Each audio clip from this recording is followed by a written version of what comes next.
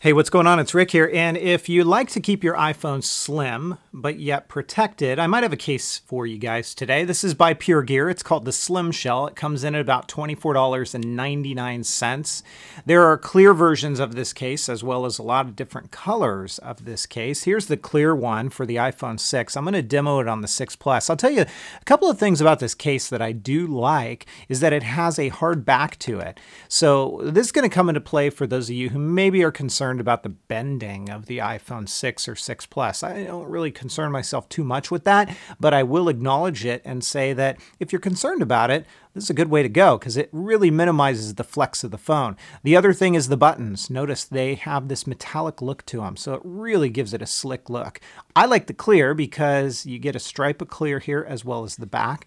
So it's really kind of nice in that regard. I'm going to demo it though on the high gloss black one here. Let me pull the scale into view and we'll talk about weight for a moment. Here is the 6 version in clear. It comes in at about 23 grams, and then the larger 6 Plus version comes in at about 31 grams. So it's pretty slim, and as the name implies, it doesn't weigh a whole heck of a lot either, so that's kind of nice. Let me go ahead and get the phone. Buttons first. We're just simply going to line up those buttons like this, and then you're going to pop a corner in, come back and pop this corner in as well. That's all there is to it. I got to tell you, it really is slim. It's pretty nice in that regard. And as you'll also notice here, you get a decent, a little bit small, but decent level of lay on the table with this one. So flat down, face down on a flat surface, the case will touch, not the screen. Varying degrees of results with screen shields on this one, depending on how thick your screen shield is. It might actually lift up above the case. Down below, you can see what this looks like from a compatibility standpoint. And you're probably not going to go docking with very many accessories with this case on, but this is nice and wide, as is this. And unless you've got a really oversized connector, you shouldn't run into too many problems on this one.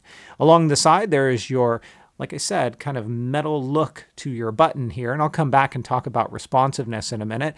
All enclosed along the top. Along this side, there's those metal buttons again, and then here is your mute switch, which is pretty easy to get to. Now back to these buttons, super responsive. I mean, I've got no issue with them at all. I really like it when a case can execute very well on the buttons and make it so that it doesn't seem like a task to press them. So I like that.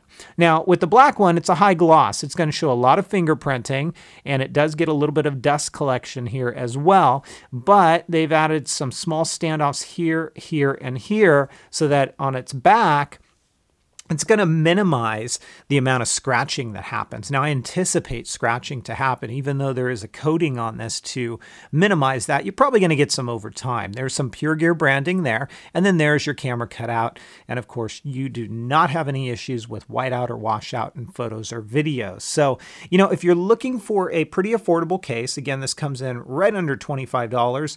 Love the button presses on this one. It's really nice there. This is a good way to go. And I would love to try this in the 6 Plus model with the clear because I think that would look really, really slick.